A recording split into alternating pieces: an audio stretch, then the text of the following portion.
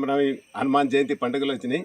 మరి అందరికీ కూడా ఆ శ్రీరాముడి ఆ హనుమంతుని భక్తి శ్రద్ధలతో ఉండి వరంగల్ నగరంలో బాబు జగజీవన్ రామ్ జయంతిని ఘనంగా నిర్వహించారు. ములుగు రోడ్డు పెద్దమ్మగడ్డ క్రాస్ వద్ద ఉన్న ఆయన విగ్రహానికి పూలమాలలు వేసి నివాళులర్పించారు.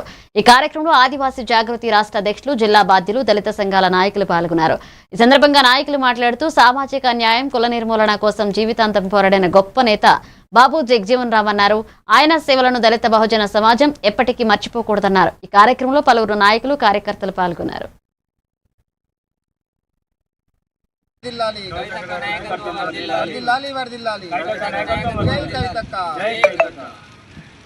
డాక్టర్ జగజీవన్ రావు గారి జన్మదిన శుభాకాంక్షలు చెప్పుకుంటూ నేను ఈరోజు మన పెద్దమ్మగడ్డ దగ్గర ఉన్న జగజీవన్ గారి విగ్రహానికి పూలమాలలు సమర్పించడం జరిగింది.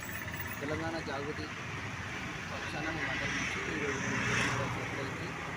ఆయన యొక్క కోరికలను కానీ ఆయన యొక్క అలవాట్లను కానీ అందరూ కూడా అమలు చేయాలని కోరుకుంటున్నాను.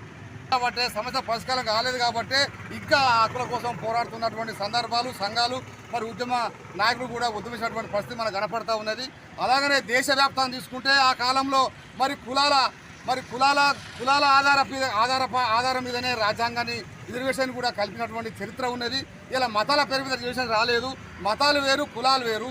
కులాలను మరి చిన్న కులాలుగా చూసినటువంటి సమాజము అటువంటి అగ్రవర్ణాలు, బ్రాహ్మణులు కానీ, మరి భూస్వాములు కానీ, వెల్మారెడ్డిలు కానీ, అలాగనే మరి నాయుడు చౌదరీస్ కానీ, ఇటువంటి 5-6 కులాలు ఉన్నటువంటి ఆధిపత్యంలో మరి ఉన్నటువంటి బడుగు బలిన వర్గాలు కానీ, ఎస్సీలు కానీ, ఎస్టీలు కానీ కులాల వారిగా అంటరానితనానికి దూరంగా విద్యకు, మరి ఉపాధికి, అలాగనే ఆర్థికంగా లేనటువంటి సందర్భంలో ఆ రోజు రాజ్యాంగం రాసినటువంటి రిజర్వేషన్ని మరి ఈరోజు